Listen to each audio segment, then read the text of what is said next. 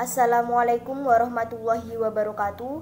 Perkenalkan, saya Jeta Aina Sabik, NIM 12207193005, absen 5 dari kelas MPI 4A, Fakultas Tarbiyah dan Ilmu Keguruan IAIN Tulungagung. Video ini saya buat untuk memenuhi tugas ujian tengah semester mata kuliah Etika Manajemen Kewirausahaan, dosen pengampu Ibu Indah Komsiah SAG MPD. Baik, langsung saja saya akan menjelaskan konsep manajemen. Pengertian manajemen. Manajemen berasal dari kata to manage yang berarti kontrol. Dan dalam bahasa Indonesia dapat diartikan sebagai mengendalikan, menangani, dan mengelola. Secara sederhana, manajemen adalah cara kerja suatu sistem untuk mengelola kegiatan, sehingga dapat mencapai hasil yang efektif dan efisien. Menurut George Arteri, manajemen merupakan proses yang khas yang terdiri dari tindakan-tindakan yang meliputi perencanaan, pengorganisasian, penggerakan, dan pengawasan yang dilakukan untuk menemukan serta mencapai sasaran yang telah ditetapkan melalui pemanfaatan sumber daya manusia dan sumber daya lainnya. Manajemen dapat diartikan sebagai ilmu, kiat, dan profesi. Manajemen merupakan suatu sistem tingkah laku manusia yang kooperatif dalam melaksanakan tugas dan tanggung jawab seseorang, kepemimpinan yang teratur melalui usaha yang terus-menerus berlandaskan tindakan yang rasional. Dapat ditarik kesimpulan bahwa manajemen merupakan suatu proses pengaturan dan pemanfaatan sumber daya yang dimiliki organisasi melalui kerjasama antar para anggota untuk mencapai tujuan organisasi secara efektif dan efisien. Dapat pula dikatakan bahwa manajemen merupakan perilaku anggota dalam suatu organisasi untuk mencapai suatu tujuan. Fungsi-fungsi manajemen. 1. Planning atau perencanaan. Perencanaan adalah proses yang mendefinisikan tujuan dari organisasi, membuat strategi yang akan digunakan untuk mencapai tujuan dari organisasi, serta mengembangkan rencana aktivitas kerja organisasi. Yang kedua, organizing atau pengorganisasian. Pengorganisasian didefinisikan sebagai proses kegiatan penyusunan atau alokasi sumber daya organisasi dalam bentuk desain organisasi atau struktur organisasi sesuai dengan tujuan perusahaan yang tertuang di dalam visi dan misi perusahaan, sumber daya organisasi, dan lingkungan bisnis perusahaan tersebut. Yang ketiga yaitu actuating atau pelaksanaan. Pelaksanaan adalah suatu tindakan untuk mengusahakan agar semua anggota kelompok berusaha untuk mencapai sasaran yang sesuai dengan perencanaan manajerial dan usaha-usaha organisasi. Yang ketiga yaitu actuating atau pelaksanaan. Pelaksanaan adalah suatu tindakan untuk mengusahakan agar semua anggota kelompok berusaha untuk mencapai sasaran yang sesuai dengan perencanaan manajerial dan usaha-usaha organisasi. Dengan kata lain, sebuah pelaksanaan adalah proses implementasi dari segala bentuk rencana, konsep, ide, dan gagasan yang telah sebelumnya disusun, baik pada level manajerial maupun level operasional dalam rangka mencapai tujuan, yaitu visi misi organisasi. Yang keempat, controlling atau kontrol adalah salah satu fungsi manajemen untuk melakukan evaluasi terhadap kinerja organisasi. Dalam hal ini, guna memastikan bahwa apa yang sudah direncanakan, disusun, dan dijalankan dapat berjalan sesuai dengan aturan main atau prosedur yang telah dibuat. Manajemen sebagai ilmu. Manajemen dikategorikan sebagai ilmu berarti manajemen bisa dipelajari dan diajarkan kepada orang lain. Di era modern, manajemen sebagai ilmu didefinisikan sebagai pengetahuan yang menjadi bekal kita untuk menduduki suatu posisi atau jabatan baik di suatu organisasi maupun perusahaan. Manajemen termasuk sebagai ilmu karena memenuhi syarat-syarat sebagai ilmu, antara lain 1. Tersusun secara sistematis dan teratur. 2. Objektif, rasional sehingga dapat dipelajari. 3. Menggunakan metode ilmiah. 4. Mempunyai prinsip-prinsip tertentu. 5. Dapat dijadikan suatu teori. Manajemen sebagai seni. Manajemen juga dianggap sebagai seni. Hal ini disebabkan oleh kepemimpinan memerlukan karisma, stabilitas emosi, kewibawaan, kejujuran, maupun menjalin hubungan antar manusia untuk dapat menggerakkan orang lain guna mencapai tujuan organisasi. Dalam konteks ini, manajemen sebagai seni berarti kemahiran dalam mengurus sesuatu yang dikombinasikan dengan daya cipta sehingga tujuan yang telah ditetapkan dapat tercapai. Pengembangan seni manajemen yang dimiliki dapat dilakukan melalui studi, observasi, dan praktek. Seorang manajer yang baik, ia harus dapat memberi inspirasi, memuji, mengajak orang-orang lain, baik yang berbakat maupun yang tidak, bekerja sebagai kesatuan melaksanakan usaha sebaik-baiknya ke arah tujuan yang diharapkan. Manajemen sebagai profesi. Manajemen sebagai profesi dalam Kamus Besar Bahasa Indonesia disebutkan profesi adalah bidang pekerjaan yang dilandasi pendidikan keahlian atau keterampilan, kejujuran, dan sebagainya. Piger, Henderson, maupun Polet mendefinisikan bahwa suatu jabatan supaya dapat disebut suatu profesi, maka jabatan itu harus berdasarkan pada suatu wadah ilmu pengetahuan yang sistematis dan pelaksanaannya menuntut kecerdasan dan keahlian guna pemecahan berbagai masalah yang sulit. Suatu profesi menuntut waktu yang lama untuk persiapan spesialisasi dan berdasarkan pada suatu latar belakang pendidikan yang luas. Suatu profesi selalu membukakan kesempatan dan menyediakan waktu bagi anggota-anggotanya untuk mengikuti latihan-latihan guna meningkatkan dan menyelenggarakan pengetahuan mereka. Latihan-latihan itu bersifat terus-menerus. Manajemen sebagai proses. Definisi manajemen pada setiap ahli berbeda-beda, tergantung dari sisi mana memandang hakikat manajemen tersebut. Menurut Mary Parker Follett menyatakan bahwa manajemen adalah sebagai seni untuk mendapatkan segala sesuatu yang dilakukan melalui orang lain. Hal ini memberikan arti bahwa seorang manajer memiliki kemampuan seni mengatur dan mengelola. Manajemen merupakan seni mengatur proses pemanfaatan sumber daya manusia dan sumber-sumber daya lain secara efektif dan efisien. Materi yang kedua yaitu konsep etika, pengertian etika. Etika secara umum sering dipadukan dengan pengertian moral dan akhlak. Secara etimologi, kata etika berasal dari bahasa Yunani yang terdiri dari dua kata yaitu ethos dan etikos. Ethos berarti sifat, watak, kebiasaan. Etikos berarti susila, keadaban, kelakuan, dan perbuatan yang baik. Pengertian etika menurut para ahli. Agus Arijanto berpendapat bahwa etika dapat diartikan sebagai segala hal yang berkaitan dengan nilai-nilai, tata cara hidup yang baik, aturan hidup yang baik, dan segala kebiasaan yang dianut dan diwariskan dari individu ke individu lain atau dari satu generasi ke generasi yang lainnya. Sedangkan Rosadi Ruslan mendefinisikan etika sebagai sebuah studi tentang benar atau salah dalam tingkah laku atau perilaku manusia.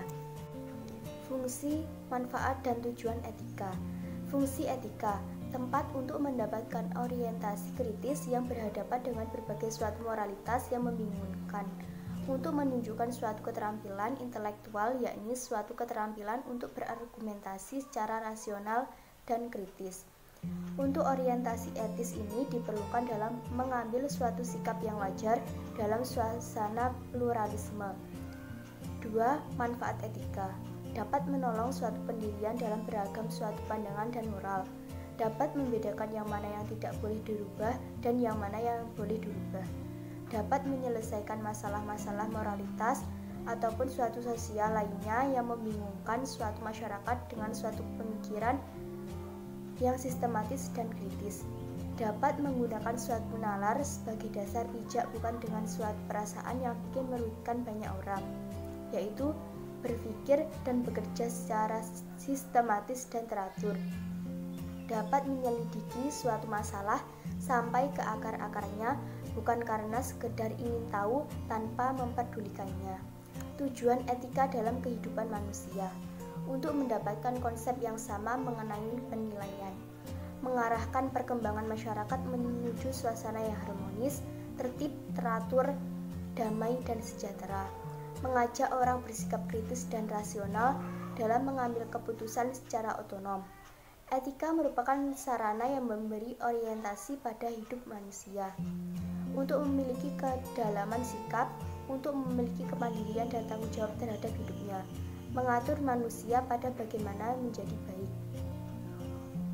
Sebagai norma yang dianggap berlaku, etika mengajukan pertanyaan tentang legitimasinya.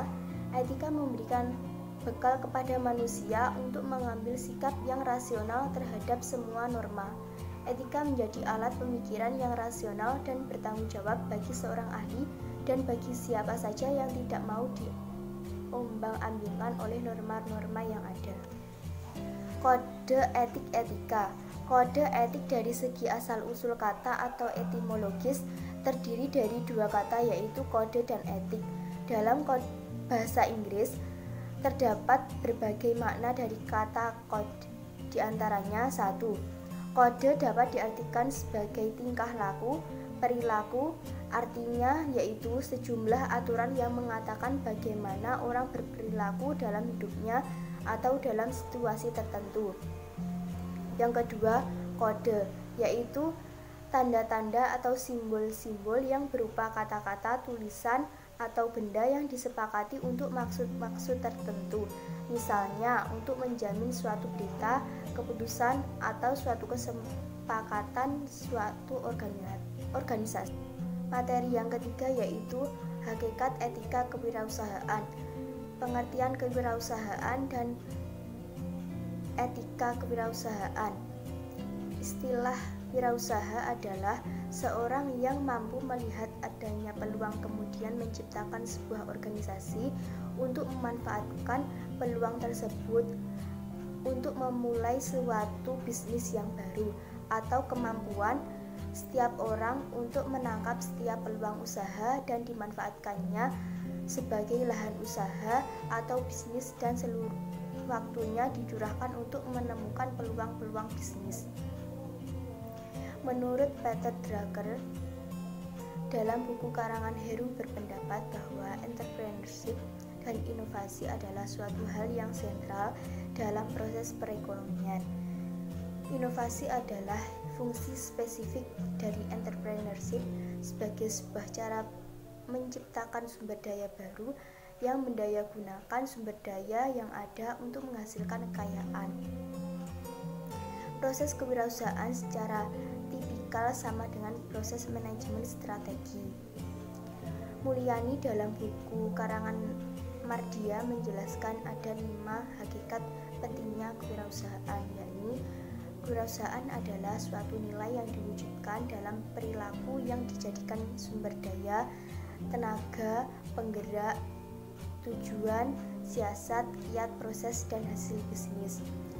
Kewirausahaan adalah suatu nilai yang dibutuhkan untuk memulai sebuah usaha dan mengembangkan usaha.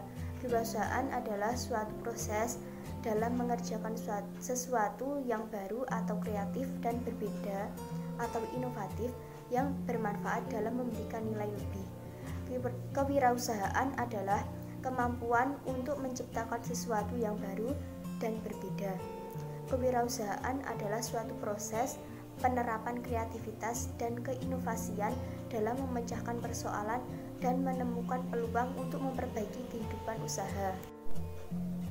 Sedangkan etika yakni sebagai tindakan mengatur tingkah laku atau perilaku manusia dengan masyarakat. Tingkah laku ini perlu diatur agar tidak melanggar norma-norma atau kebiasaan yang berlaku di masyarakat. Hal ini disebabkan norma-norma atau kebiasaan masyarakat di setiap daerah atau negara berbeda-beda. Tujuan kewirausahaan.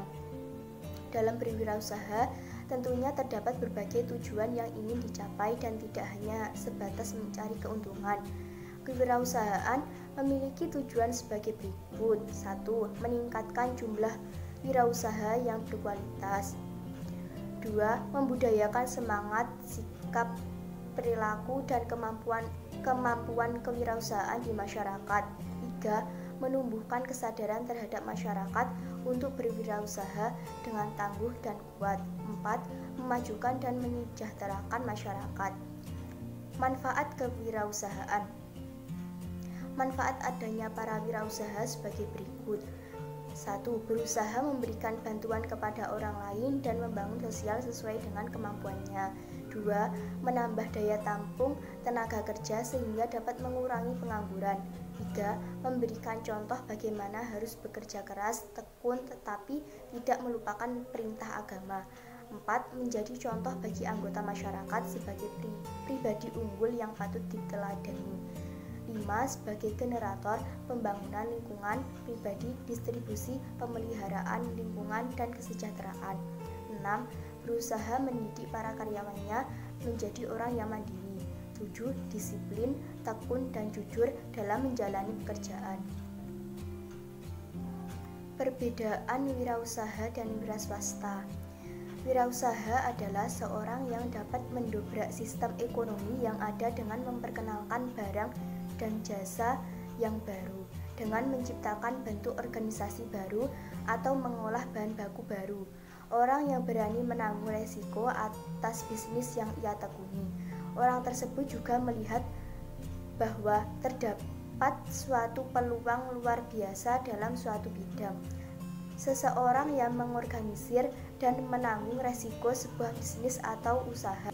Sedangkan pengertian wiraswasta adalah orang yang berani bersikap, berpikir, dan bertindak menurut kemampuan dan keberanian untuk menciptakan pekerjaan sendiri, mencari nafkah, dan berkarir dengan sikap mandiri. Materi yang keempat yaitu konsep kewirausahaan dan tujuan kewirausahaan dalam Islam. Definisi kewirausahaan menurut Islam. Kewirausahaan mengandung arti suatu dagang, usaha komersil di dunia perdagangan di bidang usaha. Etika kewirausahaan Islam adalah seperangkat nilai tentang baik, buruk, benar, salah, dan halal, haram dalam dunia bisnis berdasarkan pada prinsip-prinsip moralitas yang sesuai dengan syariah. Dalam pengertiannya yang lain, etika kewirausahaan Islami merupakan suatu proses dan upaya untuk mengetahui hal-hal yang benar dan yang salah, yang selanjutnya tentu melakukan hal yang benar berkenaan dengan produk pelayanan perusahaan dengan pihak yang berkepentingan dengan tuntutan perusahaan. Tujuan etika kewirausahaan dalam Islam. Secara umum, prinsip etika kewirausahaan Islam dapat dilihat dari bagaimana takwa atau tauhid, rendah hati dan melayani dengan baik, tidak melakukan monopoli, tanggung jawab atau amanah, jujur, produk yang dijual halal, dan tidak melakukan malbisnis. Etika kewirausahaan Islam ini bertujuan agar setiap kegiatan ekonomi yang dijalankan dapat menyelamatkan sumber daya alam dari penggunaan yang dieksploitasi. Berikut ini beberapa tujuan etika yang selalu ingin dicapai oleh wirausaha, yaitu memberi keyakinan. 2. Untuk persahabatan dan pergaulan. 3. Menyenangkan orang lain. 4. Membujuk konsumen. 5. Mempertahankan konsumen. 6. Membina dan menjaga hubungan. Untuk materi selanjutnya yaitu sifat-sifat yang perlu dimiliki oleh good ethic, good entrepreneurship. Sifat-sifat yang perlu dimiliki oleh wirausaha.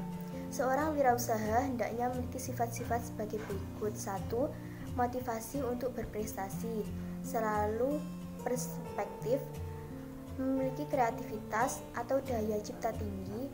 4. Berperilaku inovatif tinggi. 5. Berkomitmen dalam pekerjaan. 6. Memiliki etos kerja dan tanggung jawab. 7. Mandiri atau tidak tergantung orang lain. 8. Berani menghadapi resiko. 9. Selalu mencari peluang. 10. Memiliki jiwa kepemimpinan. Dan terakhir, memiliki kemampuan manajerial.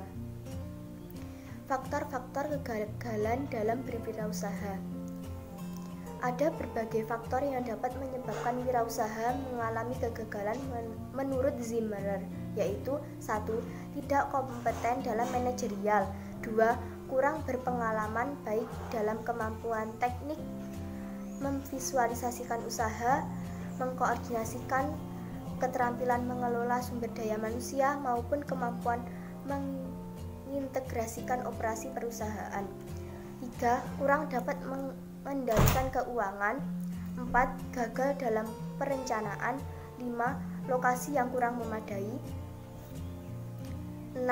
Kurangnya pengawasan peralatan. 7. Sikap yang kurang sungguh-sungguh dalam berusaha. Dan terakhir, ketidakmampuan dalam melakukan peralihan atau transisi kewirausahaan. Karakteristik wirausaha yang sukses. Wirausaha adalah orang yang menjalankan suatu usaha atau perusahaan dengan kemungkinan untung atau rugi.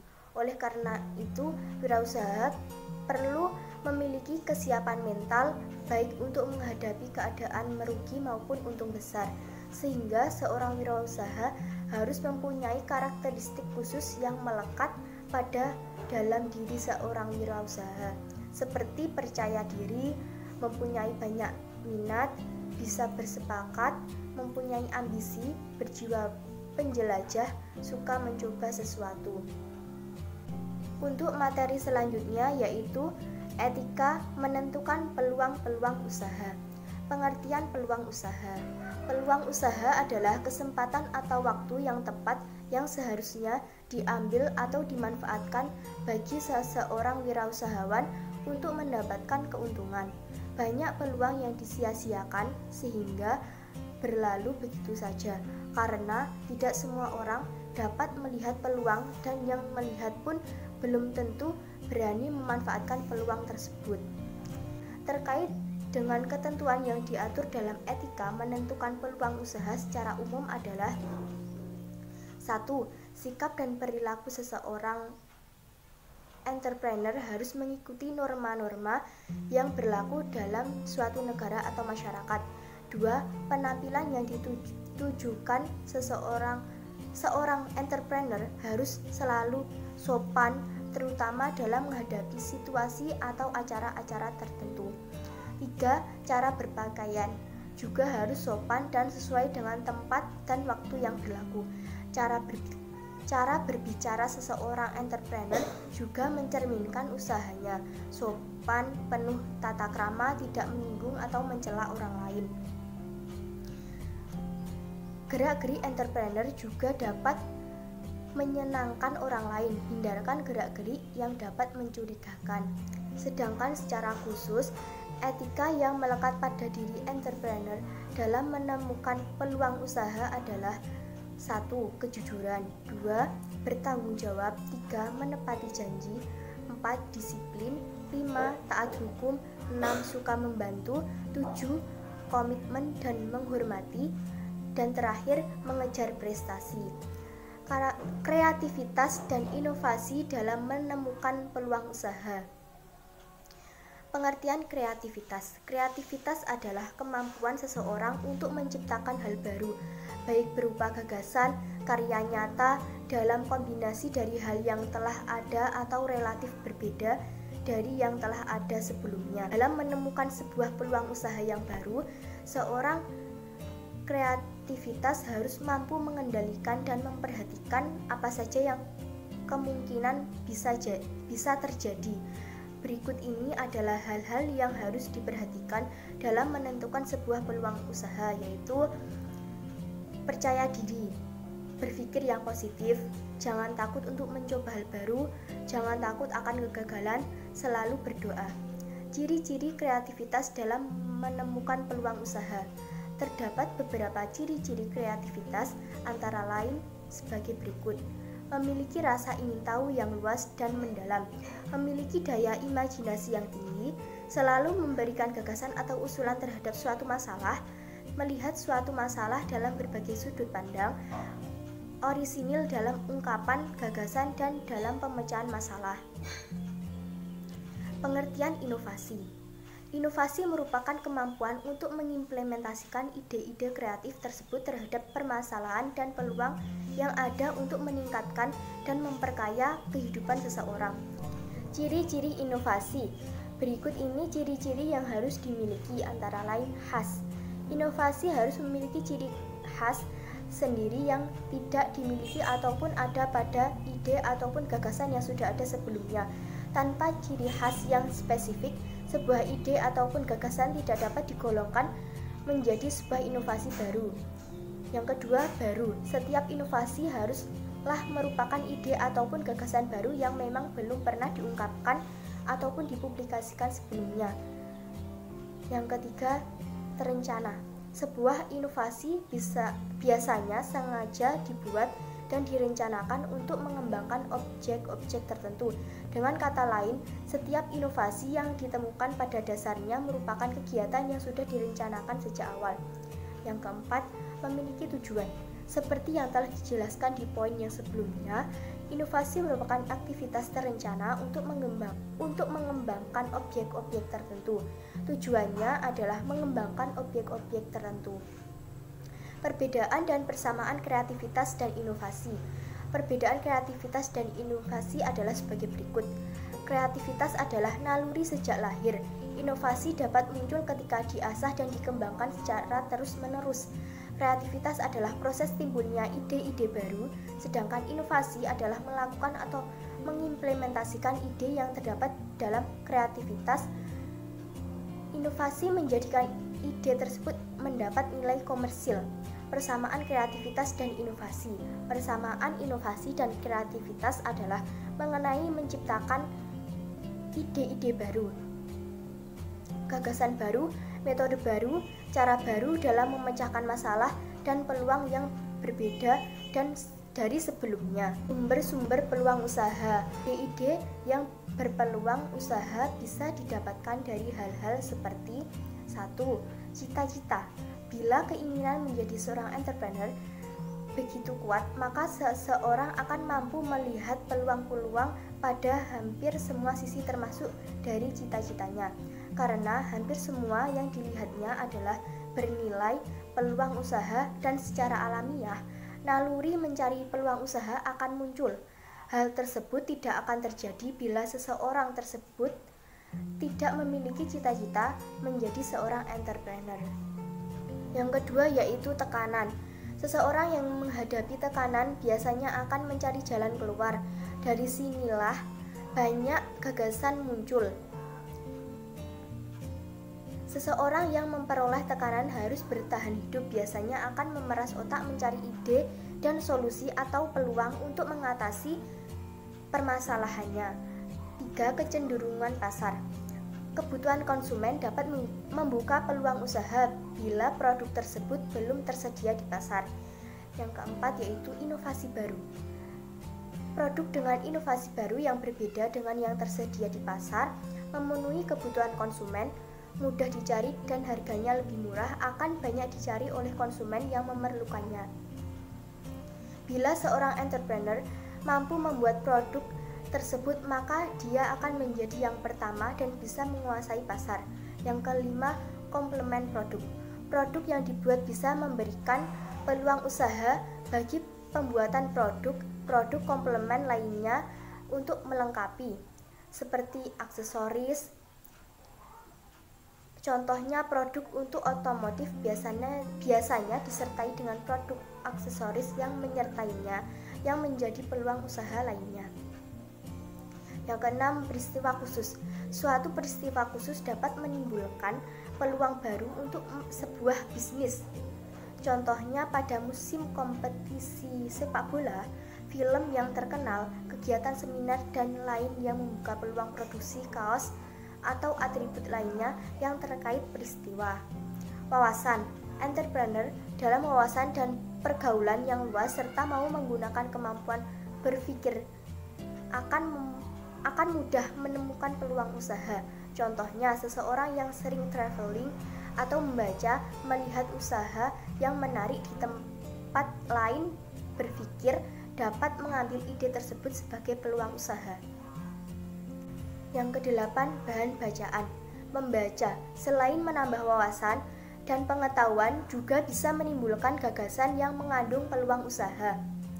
Bahan bacaan tersebut bisa dari media manapun. Contohnya ketika membaca iklan produk, maka di situ kemungkinan terbuka peluang usaha.